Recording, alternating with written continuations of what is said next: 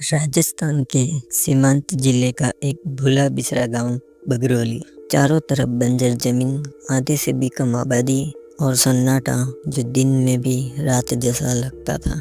इसी गांव की एक वीरान जगह पर खड़ा था एक पुराना टूटता गिरता औषधालय, राजकीय आयुर्वेदिक चिकित्सा केंद्र बगरौली, जो आज से 35 साल पहले तक आसपास के जिलों के लिए उम्मीद की किरण था। लेकिन एक रात एक घटना ने उस जगह को हमेशा के लिए बंद कर दिया, जहां 17 मरीजों की एक ही रात में रहस्यमयी तरीके से मौत हो गई और प्रमुख चिकित्सक डॉक्टर चिरंजीवी लापता हो गए। घटना के बाद वहां कोई नहीं गया और सरकारी फाइलों में यह इमारत अप्रचलित संपत्ति घोषित हो गई। साल 2025 दिल्ली में रहने वाली एक युवा खोजी पत्रकार श्रेया मेहता, जो यूट्यूब चैनल अनसुनी कहानियाँ चलाती थी, उस घटना पर बनी एक पुराने अखबार की कतरन पर अटक गई। बस यही वाक्य उसे बगरौली खींच लाया। वह ऐसी घटनाओं की पड़ताल कर उन्हें अपने दर्शकों के सामने लाती थी।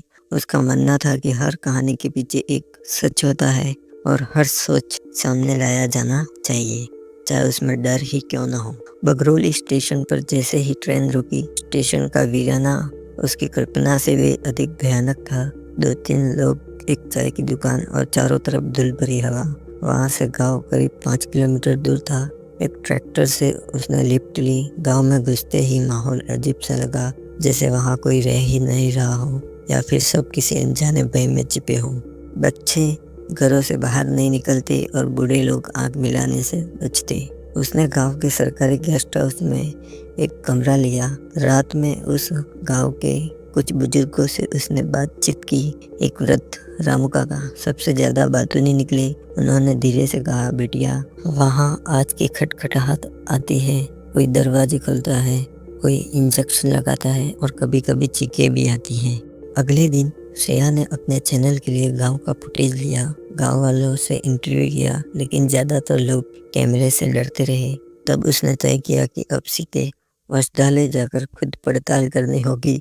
करीब शाम 5:30 बजे वह कैमरा, ट्राइपॉड, टॉर्च और जरूरी सामान लेकर निकली। रास्ता कंटीली झाड़ियों से भरा था, जैसे किसी ने जानबूझकर वह रास्ता बंद किया हो। औषधालय की बाहरी दीवारें टूट चुकी थी, खिड़कियों पर जंग लगा था और छत की एक दीवार पर आज भी सरकारी बोर्ड लटका था, राजकीय आयुर्वेदिक चिकित्सा केंद्र बगरौली, 1964 में स्थापित। वह दीवार फांद कर अंदर घुसी। पहली सांस में ही उसे एक अजीब सी सड़ांत का एहसास हुआ। पुरानी दवाइयाँ, मरे हुए चूहे, नमी की मिली जुली गंध। एक पुराना रिसेप्शन कक्ष जहाँ लकड़ी की मेज पलटी हुई थी। दीवार पर एक नोटिस बोर्ड जिसमें अब भी पिन में फंसे 2-3 पुराने पोस्टर लटके थे। जीवन अमूल्य है, योग अपनाएं, रोग भगाएं। जैसे ही वह आगे बढ़ी, अस्पताल की खामोश दीवारों ने मानो उसकी उपस्थिति को पहचान लिया। टॉर्च की रोशनी हर कमरे में कुछ ढूंढ रही थी। कुछ दरवाजे खुले थे, कुछ पर ताले लगे थे। फर्श पर बिखरी टूटी शीशियाँ, सूखी जड़ी बूटियाँ और खून के धब्बे, जैसे कोई अधूरा प्रयोग वहीं छोड़ दिया गया हो। एक कमरे में उसे कई मरीजों की पुरानी फाइलें मिली, साल 1987 की तारीखें और लगभग हर फाइल में मौत का जिक्र। वह रुक गई। फाइल नंबर 17, राम बिहारी लाल, उम्र 56, मृत्यु 14 मार्च 1987, रात 2:12। अगली फाइल में भी वह तारीख, वही समय, कुछ तो गड़बड़ था। तभी उसे एक हल्की सी सरसराहट की आवाज सुनाई दी, जैसे कोई दरवाजे के पीछे से झांक रहा हो। उसने टॉर्च घुमाई, लेकिन वहां कुछ नहीं था। फिर एक अस्पष्ट सी फुसफुसाहट, बचाओ, मत लगाओ। वह घबरा गई। कैमरा ऑन कर दिया। आवाज अब स्पष्ट हो चुकी थी, मुझे जाने दो। टॉर्च की रोशनी ऑपरेशन थिएटर के दरवाजे पर पड़ी। दरवाजा खुला था, लेकिन अंदर अंधेरा था। वह धीरे धीरे अंदर गई। दीवार पर टंगी एक प्लेट पर लिखा था, डॉक्टर चिरंजी लाल, प्रधान चिकित्सक। अंदर बहुत कुछ था, एक ऑपरेशन टेबल, उपकरण, अलमारी और एक नोटबुक। उसमें लिखा था, आज रात अंतिम प्रयोग, शरीर पर आत्मा को स्थायी रूप से बांधने की प्रक्रिया शुरू। श्रेया ने सांस ली और कैमरे को नोटबुक पर फोकस किया। तभी पीछे से एक आहट हुई। वह पलटी, कुछ नहीं दिखा। अचानक कैमरे की स्क्रीन ब्लर हो गई और एक टॉर्च झपकने लगी। फिर स्क्रीन पर कुछ दिखा, एक परछाई, लंबी सफेद कोट पहने, झुका हुआ सिर और हाथ में चमकता हुआ इंजेक्शन। उस परछाई की आवाज आई, इलाज अधूरा है, अब तुम्हारी बारी है। श्रेया डर के मारे कांपने लगी। वो पीछे हटते हुए दीवार से टकराई और गिर पड़ी। उसी वक्त टॉर्च बंद हो गई, कैमरे की स्क्रीन काली हो गई और चारों तरफ एक सन्नाटा पसर गया, मौत जैसा गहरा, ठंडा और सांसें रोक देने वाला। वह बेहोश हो चुकी थी और दरिया का दरवाजा फिर से धीरे धीरे बंद हुआ, खुद ब खुद। जब श्रेया की आँख खुली तो उसे सबसे पहले जो चीज महसूस हुई वह था दम घुटू अंधकार। आंखें खुली थी लेकिन सामने कुछ नजर नहीं आ रहा था। हवा में एक अजीब सी ठंडक थी और वह जमीन पर पड़ी थी, सीमेंट की गीली ठंडी जमीन पर। उसकी टॉर्च, कैमरा और बैग बिखरे हुए थे, जैसे कोई उसे खींचकर यहाँ लाया हो और वहीं फेंक दिया गया हो। वह उठने की कोशिश करती है लेकिन सिर चकरा रहा है। धीमे धीमे जब उसका होश ठिकाने आता है तब उसे एहसास होता है कि वह अब भी उसी औषधालय के अंदर है, तो खाने में जहाँ ऑपरेशन थिएटर है। कमरे में एक हल्की नीली रोशनी फैली हुई थी, बिना किसी सोर्स के। वह जैसे तैसे उठती है और दीवार पकड़कर खुद को संतुलित करती है। तभी उसकी नज़र सामने के दरवाजे पर जाती है, वही दरवाजा जिस पर लिखा है डॉक्टर चिरंजीवी प्रधान चिकित्सक। पर इस बार दरवाजा पूरी तरह खुला था। अंदर का दृश्य ऐसा था जैसे सब कुछ व्यवस्थित कर दिया गया हो। ऑपरेशन टेबल चमक रही थी, औजार करीने से रखे थे और एक स्टूल पर सफेद कोट टंगा हुआ था, एकदम नया। उसकी सांसें तेज होने लगी। वह जानती थी कि यह सब किसी इंसान का किया हुआ नहीं हो सकता।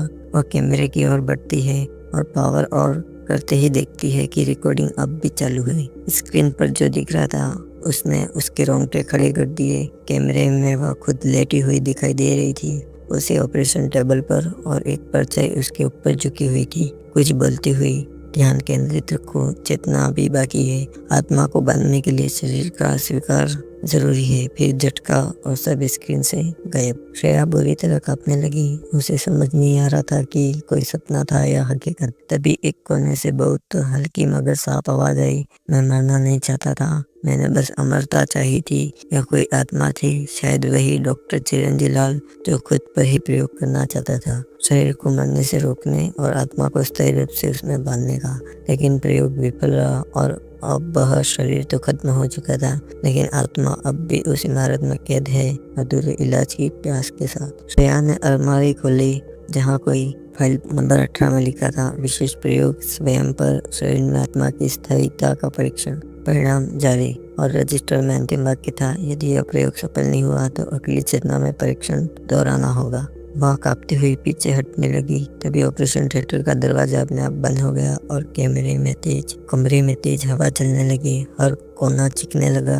मुझे मत ले जाओ, उसने मुझे भी बांध दिया था, मैं अब तक उसी मैच पर हूँ, हम अधूरे रह गए। श्रेया ने टॉर्च फिर से ऑन की, पर इस बार रोशनी से उसकी आंखें चौंधिया गई।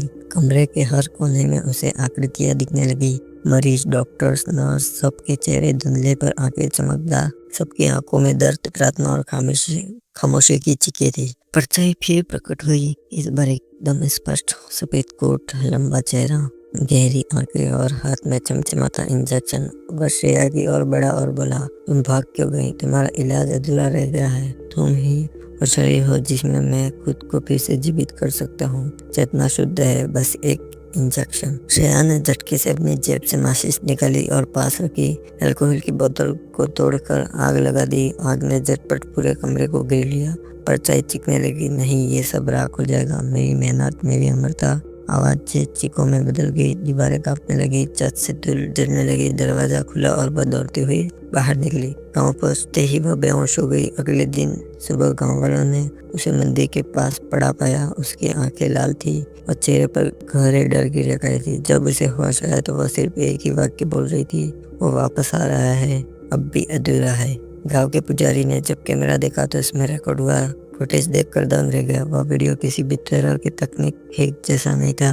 कैमरे में डॉक्टर चिरंजी लाल की परछाई साफ दिख रही थी, इंजेक्शन लिए हुए और ऑपरेशन टेबल पर झुकी हुई। अंतिम आवाज थी, मैं फिर आऊंगा जब अगला कोई हिम्मत करेगा इस जगह में कदम रखने की। दिल्ली लौटने के बाद श्रेया के जीवन में जैसे ही समय ठहर गया था, उसकी आंखों में वो चमक नहीं रही जो पहले हुआ करती थी। अब वह अपने चैनल के लिए वीडियो बनाती, ना ही किसी से बात करती। उसका पूरा जीवन एक कमरे में कैद होकर रह गया और उस कमरे की दीवारें उसकी चीखों और बड़ा बड़ा होठों से भरी रहती। वह दिन रात बस एक ही पंक्ति दोहराती रहती, इलाज अधूरा है, अगली बारी मेरी नहीं तुम्हारी। उसकी डायरी में वही वक्त दर्ज होता रहा, हर पन्ने पर जैसे कोई उसके हाथों से लिखवा रहा हो। उसका यूट्यूब चैनल अनसुनी कहानियाँ का वह वीडियो जिसमें उस दले की घटनाएं रिकॉर्ड हुई थी, रातों रात वायरल हो गया था। लाखों लोगों ने वीडियो देखा और सबके रोंगटे खड़े हो गए। उसमें साफ देखा जा सकता था कि श्रेया किसी से बात कर रही थी जो कैमरे में नहीं दिख रहा था, और फिर स्क्रीन में वो धुंधली परछाई, चेतना बची और वही आवाज। वीडियो वायरल होते टीवी चैनलों, अखबारों और यूट्यूब पर भूतिया और दले का शोर मच गया। विज्ञानवादी बहस कर रहे थे कि ये सिर्फ मानसिक भ्रम है, तो वहीं पैरानॉर्मल एक्सपर्ट इस जगह को भारत की सबसे खतरनाक जगह मान रहे थे। इसी बीच मशहूर YouTube team truth trackers India ने ऐलान किया कि वे 3 दिन और 3 रातों से औषधालय में बिताएंगे। टीम के सदस्य थे राहुल, नेहा और फहद। उन्होंने कहा, अगर आत्माएं सच में होती है तो हम उन्हें कैमरे में कैद करेंगे, और अगर ये भ्रम है तो उस पर्दाफाश करेंगे। गाँव वालों ने बहुत मना किया, लेकिन वे नहीं माने। उन्होंने सारे जरूरी उपकरण इकट्ठा किए, high definition night camera, EMF meter, temperature sensors, EVP records और लाइव स्ट्रीमिंग सेटअप। गांव की सीमा पर उन्होंने कैंप लगाया और पहले दिन रात 10 बजे लाइव स्ट्रीम चालू कर दी। पहला घंटा सामान्य बीता, लेकिन जैसे ही वे तहखाने में उतरे, सब कुछ बदलने लगा। EMF मीटर अचानक लाल होने लगे और कमरे का तापमान 9 डिग्री तक गिर गया। अचानक एक ऑपरेशन टेबल अपने आप हिलने लगा। राहुल ने कैमरे से उस पर फोकस किया, तभी उसकी स्क्रीन ब्लैक हो गई। नेहा ने EVP रिकॉर्ड ऑन किया और कुछ सेकंड बाद ही उसमें आवाज आई, मरीज संख्या 20 तैयार है। लाइक कमेंट्स में दर्शक पागल हो गए। कोई कह रहा था मत जाओ अंदर, कोई भगवान का नाम लो, और कुछ लोग तो स्क्रीन रिकॉर्डिंग करने लगे। तभी राहुल की चीख गुंजी, नेहा, फहद, दरवाजा बंद हो गया है। जब नेहा और फहद दौड़कर ऑपरेशन थिएटर में पहुंचे तो राहुल टेबल पर बेसुध पड़ा था। उसकी छाती पर खून से कुछ लिखा गया था, मरीज संख्या 19, 4 असफल। फहद पूरी तरह हिल गया। वह जो कभी आत्माओं को बकवास मानता था, अब कांप रहा था। नेहा ने तुरंत कैमरा संभाला, लेकिन कमरे की दीवारों पर अचानक एक एक फाइलें अपने आप गिरने लगी। इनमें से एक डायरी खुली, डॉक्टर चिरंजीव लाल की अंतिम डायरी, जिसमें लिखा था, मैं हारना नहीं चाहता, मैं मरना नहीं चाहता, मैंने दुनिया को अमरता देना चाहिए, लेकिन वे इसे समझ नहीं सके। अब मैं अपने प्रयोग की सफलता के लिए सिर्फ एक शुद्ध चेतना चाहता हूँ, कोई जो डर से ऊपर हो, कोई जो स्वयं आगे बढ़े। यहाँ समझ गए, आत्मा की भूख शरीर नहीं है बल्कि चेतना है।